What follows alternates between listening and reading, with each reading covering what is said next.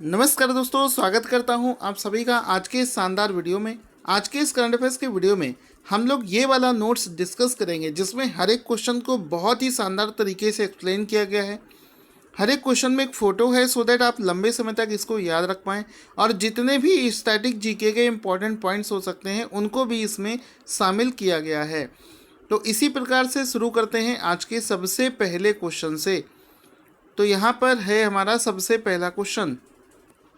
दोस्तों, सबसे पहला प्रश्न बना है कि अगस्त 2020 में वर्ल्ड वाटर सप्ताह यानी कि वर्ल्ड वाटर वीक कब से कब तक मनाया जाता है।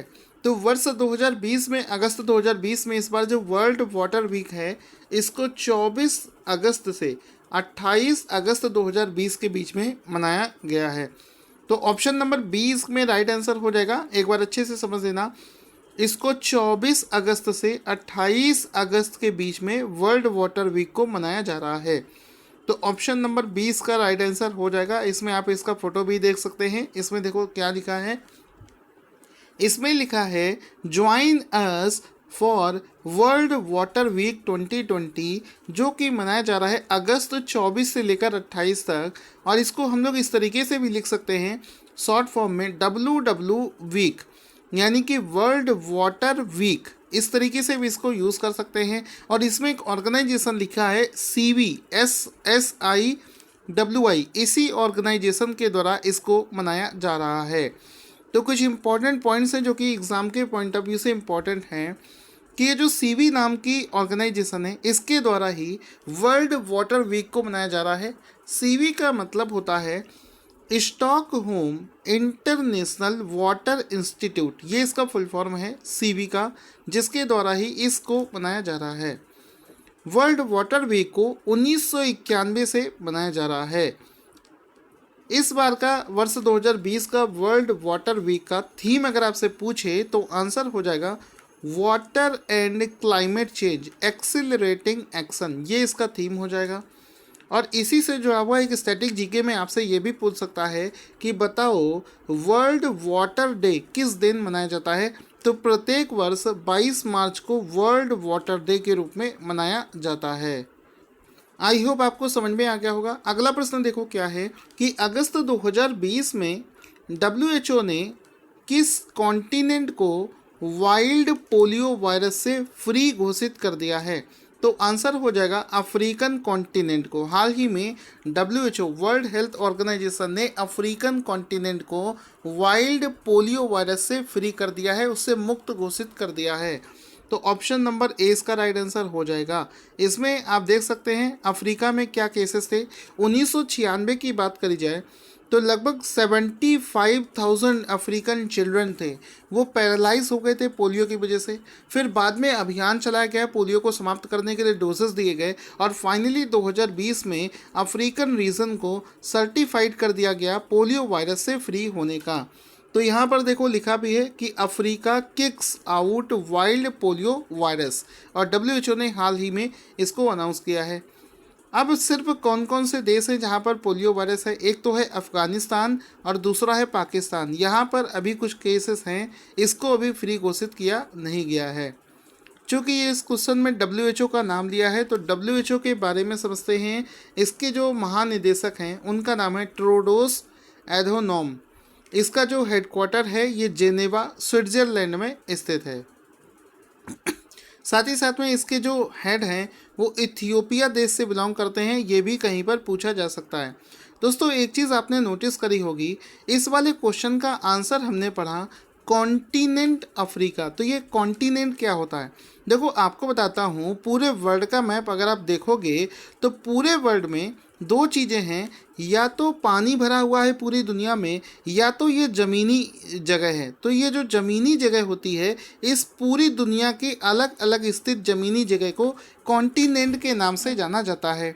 तो हम लोग कौन से कॉन्टिनेंट में रहते हैं, हम लोग एशिया कॉन्टिनेंट में रहते हैं।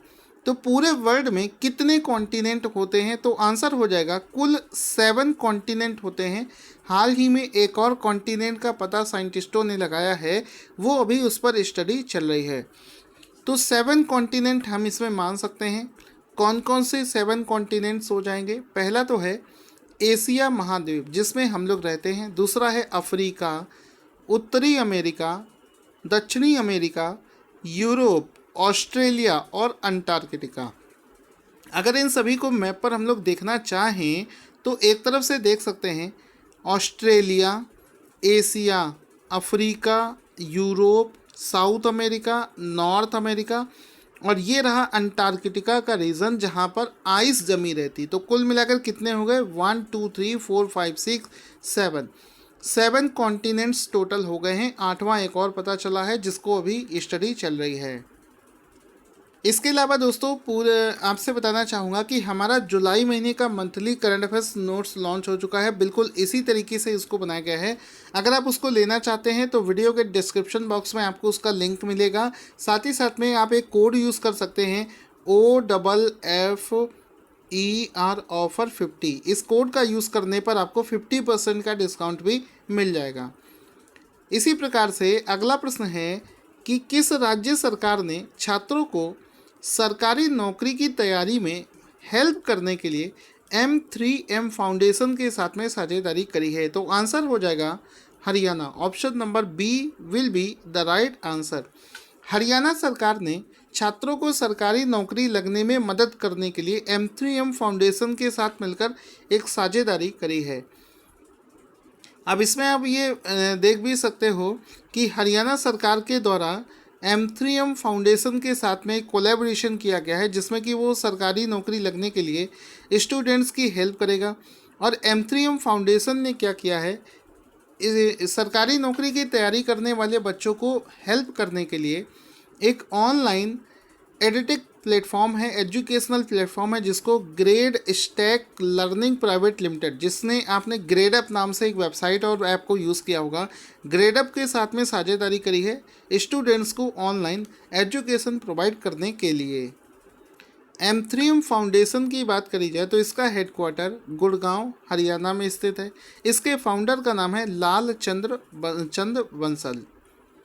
आगे चलते हैं। अगला प्रश्न है कि हाल ही में 600 टेस्ट विकेट लेने वाले पहले तेज गेंदबाज फास्ट बॉलर कौन बने हैं? तो आंसर हो जाएगा James Anderson. Option number A इसका राइट आंसर हो जाएगा।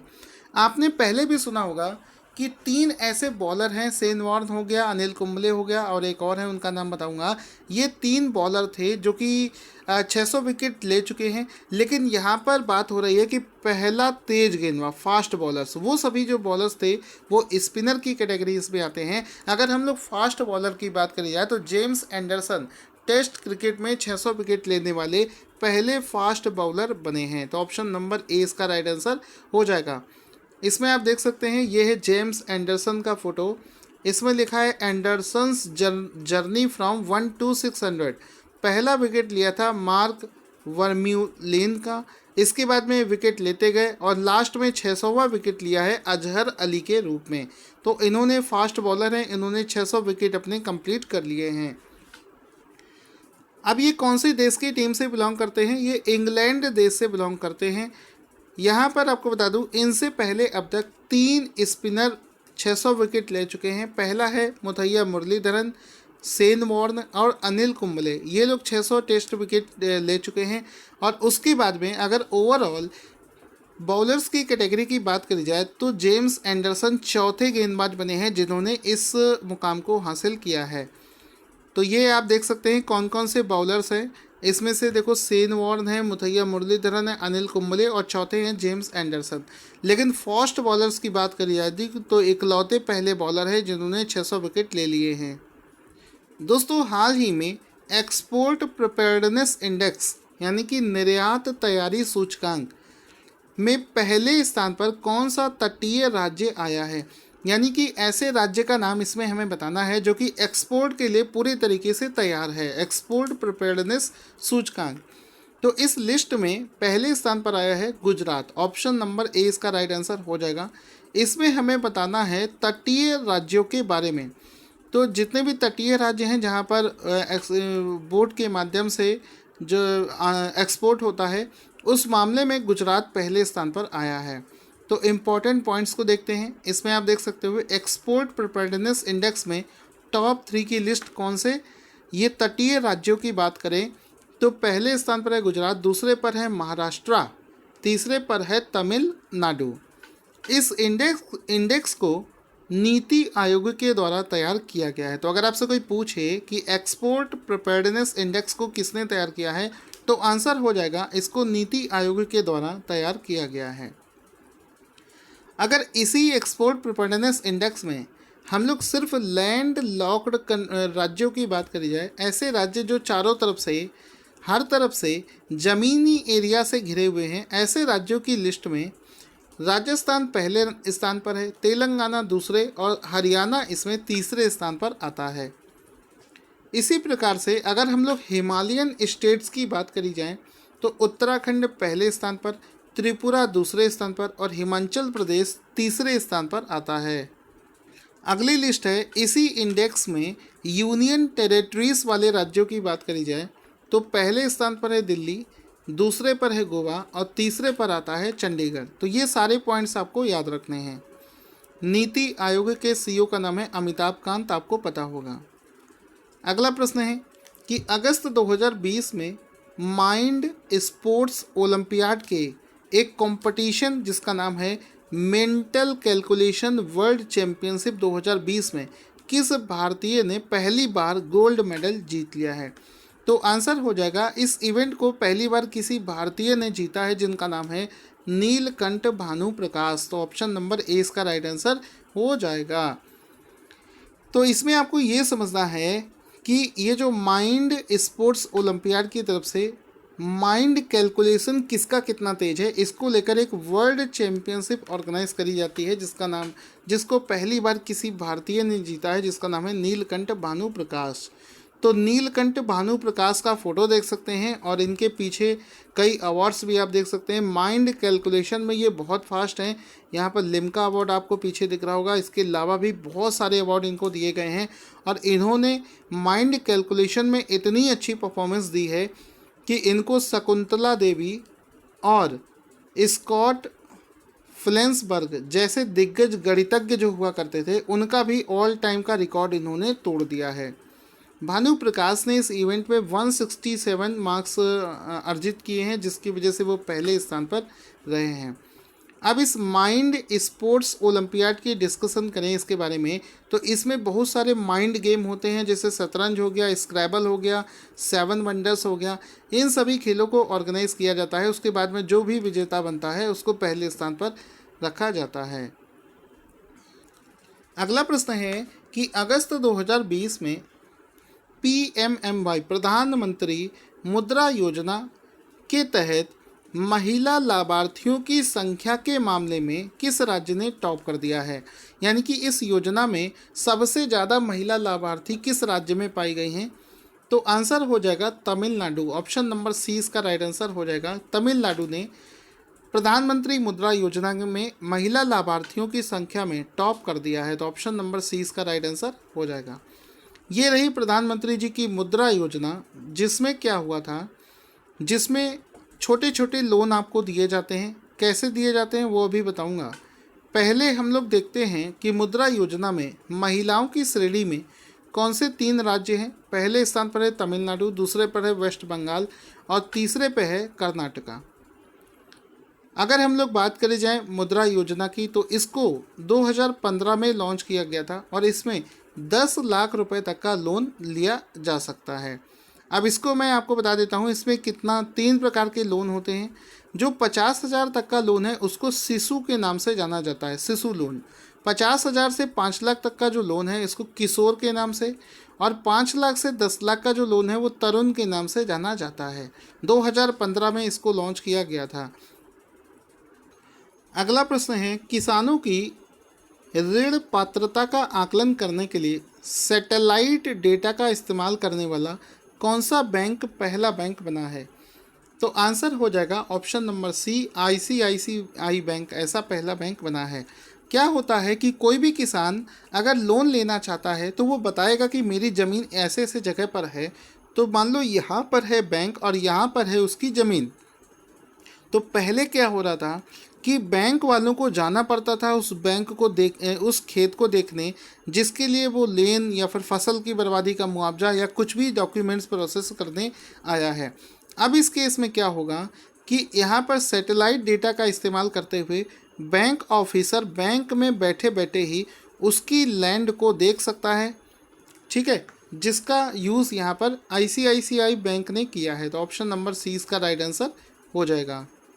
तो यहाँ पर आप देख सकते हैं किसान की ऋण पात्रता, यानी कि किसान को उधार देने लायक है या नहीं है, ये चेक करने के लिए सैटेलाइट इमेजेस का यूज़ करने वाला पहला बैंक बना है आईसीआईसीआई बैंक।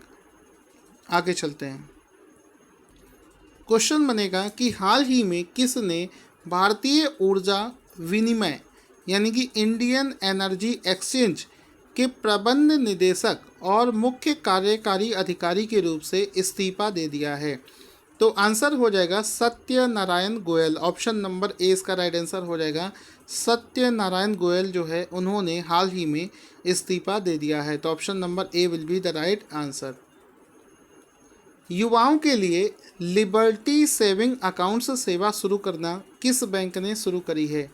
तो हाल ही में एक्सिस बैंक के द्वारा एक सेविंग बैंक अकाउंट स्कीम को शुरू किया गया है जिसका नाम है लिबर्टी सेविंग अकाउंट सेवा। तो ऑप्शन नंबर ए इसका राइट आंसर हो जाएगा कि एक्सिस बैंक ने इस सेवा को शुरू किया है।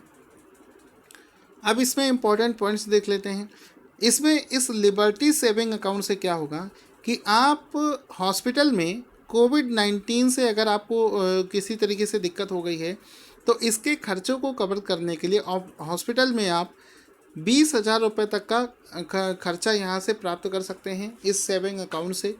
और भी इसकी कई खासियत जो कि यहाँ पर पीडीएफ में मैंने शेयर कर दी हैं। जब इसको आप डाउनलोड करके पढ़ोगे तो आप वहाँ पर इसको रिवाइज कर सकते हो। साथ ही साथ में अगर आपको वीडियो अच्छा लगा है तो इसको लाइक करें, दूसरे के भरोसे मत रहें। सभी लोग यही सोचेंगे तो कुल लाइक कौन करेगा। आज का क्वेश्चन जिसका आंसर आप सभी को देना है कि एसबीआई म्यूचुअल फंड कंपनी के नए प्रबंध निदेशक और मुख्य कार्यकारी अधिकारी कौन बनाए गए हैं। साथ ही साथ में हमारे चैनल पर जाकर वन लाइनर करंट अफेयर्स के रिवीजन की एक सीरीज़ चल रही है, उसको भी ज्वाइन करना ना भूलना।